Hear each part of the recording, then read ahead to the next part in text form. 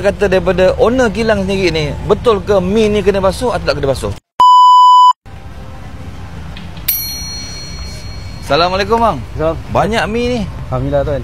Okey, dari mana sebenarnya mi ni bang? Kita daripada Seremban. Okey. Ke pengusaha mi kuning lah. Pengusaha mi kuning. Abang memang owner kilang lah? Yes, memang ada kilang lah Betul. Okey. Kenapa bang nak tanya koperasi tabung haji ni? Okey, so sekarang ni kita koperasi di tengah buat satu hak brand. Macam-macam produk lagi ada. So sekarang ni nak OEM dengan kilang saya. So sekarang ni kita ada OEM koperasi tabung haji buat OEM dengan kilang saya. Okey, faham. Jadi sekarang ni sejak kalau saya masak mi kuning kan, ramai orang kat luar sana akan bertikaikan, akan pelekehkan. Dia akan bang, kenapa mi tak basuh? Dia ni pengotor lah, tengoklah dia ni apa semua. Jadi saya nakkan kata-kata daripada owner kilang sendiri ni, betul ke mi ni kena basuh atau tak kena basuh? Cuba bang komen sikit. Okey, so sebenarnya mi ni dia tak payah basuh. Tak apa, sebab apa? Proses dia tu kita dah rendam dengan air yang suhu yang panas untuk masak air mi ni. And then kita buat packaging pun kita buat dengan cara bersih lah. So dah masak dah, betul. Kalau terus makan pun dah boleh dah sebenarnya. So beza dia, kalau dekat kilang, kadang kilang dia buat terlampau lama, 2 minggu boleh tahan mi tu. Sebab apa? Dia letak pengawet terlampau banyak. So sebab kita basuh, kadang kita basuh sebab nak kurangkan dia punya pahit tu, kurang sikit. Tapi macam saya ni tak payah betul-betul goreng pun tak apa. Tak payah basuh dah. Jadi okey, alhamdulillah.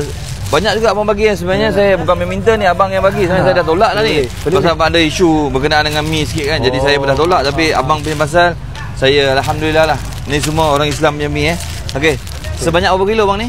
Ini 40. 40 kilo. Fishball sedikit pun ada. Alhamdulillah. Jadi okey. Okey. Untuk korang semua yang nak rasa mi ni, kita akan goreng besok. Besok selepas asar. Ini adalah mi yang terakhir. Kita ada berada 4 hari sahaja lagi. Sebenarnya saya memang dah tak nak lagi menerima mi daripada orang. Tapi apakan daya, kalau saya tak nak, ramai lagi pula yang nak. Jadi saya pun terpaksa mengalah. Alhamdulillah, syukur kepada Allah SWT kerana telah memberikan mi. Dan saya kena gunakan adab yang baik. Saya tak perlu tanya dia, bang, takkan bagi mi je, habis kuali mana? Boleh tak kalau saya tanya dengan dia macam tu? Di mana adab saya? Di mana maruah saya? Contoh kalau, bang, abang hantar mi je, agak-agak lah, habis telur, habis bekas, habis cedok. Betul tak? Boleh tak saya buat macam tu? Memang boleh. Tapi saya jadi orang macam mana? Orang yang tidak beradab. Bila orang dah bagi mi ni, saya kena cakap apa dengan dia? Alhamdulillah, terima kasih bang kerana susah payah mengantarkan. Itulah adab yang paling baik sekali. Bukan bila orang dah bagi, kita tanya, bang, abang tak bagi saya sayur, abang tak ikhlas lah. Abang tak boleh bang sedekah macam ni, abang kena ikhlas. Boleh tak? Boleh tak? Boleh, tapi engkau tidak beradab. Tapi kalau kita cakap dengan alhamdulillah, kita punya hati tenang, orang yang bagi ni dia lagi tenang. Betul tak? Jadi yang ini korang jangan marah pula. Saya bukan nak hentam siapa-siapa pun.